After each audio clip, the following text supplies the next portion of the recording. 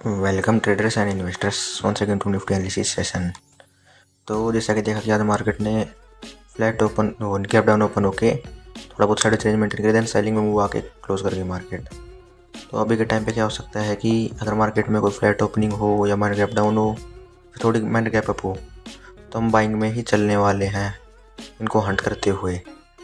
तो यहाँ तक कि निफ्टी को 23,200 तक आना चाहिए रेजिस्टेंस में। जो यहाँ पे सेलर्स आए हैं को मार्केट को रिमूव करना चाहिए, कोई दूसरा मूव देने से पहले सेलिंग में। क्या सिनेरियो हो सकता है? पहला, ये मार्केट ओपन हो, एक आधी कैंडल में इसको यहाँ तक कर दे, तो देन हम सेलिंग ही प्लान करेंगे इस रेजिस्टेंस से। अगर निफ्टी ऐसा सिचुएशन नहीं करती है या फिर डायरेक्ट यहाँ पे ओपन होके या फिर गैप अप ओपन होके पहली कैंडल्स यहाँ पे टच करके डायरेक्ट रिवर्सल स्टार्ट कर देते, तो उसमें भी हम सेलिंग ही करने वाले हैं। देन एक और सिनेरियो बचता है फिर गैप डाउन का।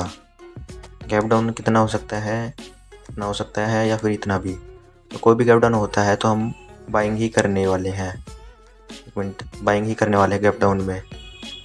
क्यों? क्योंकि अगर स्ट्रक्चर देखा जाए तो अगर गैप डाउन यहाँ पे होती है तो पहले इसको फिर ये सपोर्ट जोन रिक्लेम करना होगा मार्केट को, या फिर क्लोजिंग प्राइस के आसपास आना होगा। अगर इसके वो ओपन होती है गैप डाउन में भी, अगर इसके गैप नीचे गैप ओपन होती है गैप डाउन में, बड़ा गैप डाउन हो जाता है, तो भी इसको ये सपोर्ट तो रिक्लेम करना ही होगा।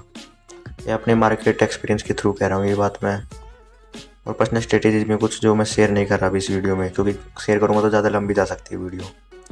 तो यही सिचुएशन रहने वाला है। अगर बड़ा गैप डाउन हो गया, बहुत गैप डाउन हो गया, तो हम बाइंग कर सकते हैं जब तक कि मार्केट सपोर्ट या फिर इस क्लोजिंग प्राइस को रिक्लेम ना करे। और सेकेंड हाफ में हम सेलिंग में जा सकते हैं, फिर वापस से हम सेकेंड हाफ में सेलिंग में जा सकते हैं इसको टच करने के बाद। और फिर ट्रेंड के फेवर में ट्रेड करना ज़्यादा बेटर रहेगा इस जगह पे। पहला सिनेरियो मैंने बताया ही था, अगर यहाँ पे ओपन होती है कुछ भी इसको टच करती है तो ही हम सेलिंग करेंगे, नहीं तो या फिर डायरेक्ट ब्रेक डाउन पे सेलिंग करेंगे। गैप डाउन होती है तो बाइंग में जाने वाले हैं और इसको टच होने के बाद ही सेलिंग करेंगे, रेजिस्टेंस के टच होने के बाद। तो अब देखा जाए तो BNF में भी स्ट्रक्चर भी ऐसी है, सेम सिचुएशन इसमें। अगर फ्लैट ओपन होती है, कुछ भी ओपन होती है, इसमें डायरेक्ट इसको ब्रेकआउट देती है सपोर्ट का, तो हम सेलिंग में ही जाने वाले हैं। अगर गैप डाउन हो जाता है तो सेम सिचुएशन है कि हम बाइंग में ही जाएंगे जब तक इसको क्लेम नहीं कर लेती, और फिर क्लोजिंग प्राइस तक मार्केट टच नहीं कर जाती। और फ्लैट ओपन होकर डायरेक्ट बुलिश मोमेंटम शुरू करती है तो हाई चांस है कि वापस इस जगह से एक बार और सेलिंग आ जाए। यहाँ तक के लिए इसमें हम सेलिंग करने वाले हैं।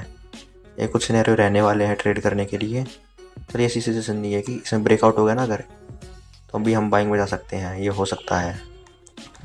तो यही कुछ सिनेरियो रहने वाले हैं ट्रेड करने के लिए, यही कुछ सिचुएशन है और उनके